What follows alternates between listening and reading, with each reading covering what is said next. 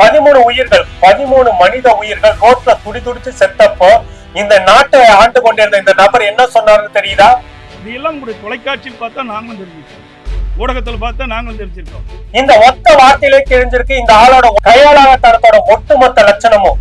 எடப்பாடி பழனிசாமி முகத்துல இருந்த அந்த வஞ்சகத்தை யாராலையும் மறக்க முடியாது.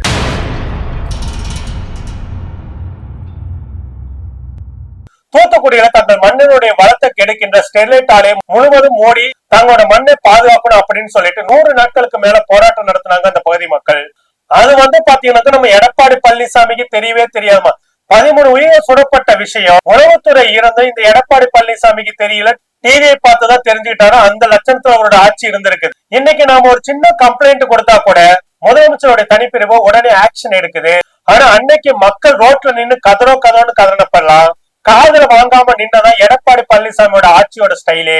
அது மட்டும் இல்லாம இந்த துப்பாக்கி சூட்டை நியாயப்படுத்த அவர் பண்ண தில்லுமுள் என்ன, மக்களை சுட்டுட்டு அவங்க மேலே பழிய போட்டு அப்படி துப்பாக்கி சூட்ல இறந்தவங்க எல்லாருமே சமூக விரோதிகள் சொல்லிட்டு பட்டம் கட்டினாரு. அந்த அளவுக்கு அப்பட்டமா பட்டம் கட்டின எடப்பாடி பழனிசாமிக்கு உண்மையிலே மனசாட்சின்னு ஒண்ணு இருக்குதா என்னன்னு தெரியல. உண்மையிலே இப்படி எடப்பாடி பழனிசாமி அப்பட்டமா சொன்ன அந்த பழியால தூத்துக்குடியில இருக்கக்கூடிய உண்மையான அதிமுக தொண்டனுடைய ரத்தம் கூட அன்னைக்கு கொதிச்சது. ஏன்னா உரிமைக்காக நாங்க போராடினாங்க, எங்களையே நீ சமூக விரோதின்னு சொல்லுவியான்னு சொல்லிட்டு அவங்களுடைய ரத்தம் கூட அந்த சமயத்துல கொதித்தது. ஆனா இன்னைக்கு நிலைமை என்ன, ஐயா ஸ்டாலின் அவர்களுடைய திராவிட மாடல் ஆட்சி மக்களோட கோரிக்கைக்கு தான் முதலிடம் கொடுக்குது. எந்த சூழ்நிலையிலும் எவ்வளவு பெரிய போராட்டங்கள் நடந்தாலும் போராடுகின்ற மக்களுக்கு முன்னாடி துப்பாக்கி முனையை நீட்டி அவர்கள் அச்சுறுத்துகின்ற வேலையை செய்யாத ஒரு ஆட்சியாக தான் இந்த திராவிட மாடல் ஆட்சி ஒரு ஜனநாயக ரீதியான ஆட்சியா இருக்குது. ஆனா எடப்பாடி பழனிசாமியோட ஆட்சி கமிஷனுக்காக ஆட்சியா இருந்தது. அதனாலதான் தூத்துக்குடியில 13 பேரை சுட்டு கொன்னு போராடுகின்ற மக்களுக்கு பயத்தை ஏற்படுத்தினாங்க அப்படின்றதுல எந்த விதமான மாற்று கருத்தும் இல்ல.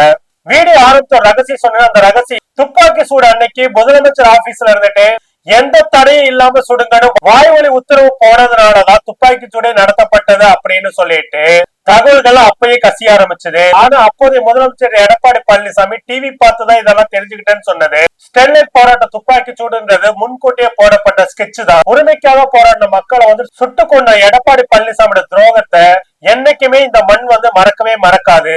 டிவி பார்த்து விஷயத்தை தெரிஞ்சுக்கிட்டேன்னு சொல்றதுக்கு ஒரு முதலமைச்சர் எதுக்கியா? அதுக்கு அந்த பதவி ஒரு நியூஸ் ரிப்போர்ட்டே கொடுத்துட்டு போலாமே. மக்களை 13 பேரோட ரத்தத்துல உட்கார்ந்து ஆட்சி பண்ணவங்களுக்கு மீண்டும் 2026 ஆட்சி அதிகாரத்தை கொடுக்கலாமா? கமெண்ட்ல நீங்களே சொல்லுங்க. நன்றி, வணக்கம். தமிழக மக்கள் ரொம்ப தெளிவாதான் இருப்பாங்களே தவிர்த்து இது அயோத்தி மாதிரி ஆக்கலாமே, இதுல என்ன தவறுன்னு கேக்குறாருன்னா அப்ப அவர் எந்த அளவு இவருக்கு அறிவு இருக்கு நயினார் நாகேந்திரன் அவர்களுக்குன்னு இதுலயே மக்கள் தெளிவா புரிஞ்சிருப்பாங்க.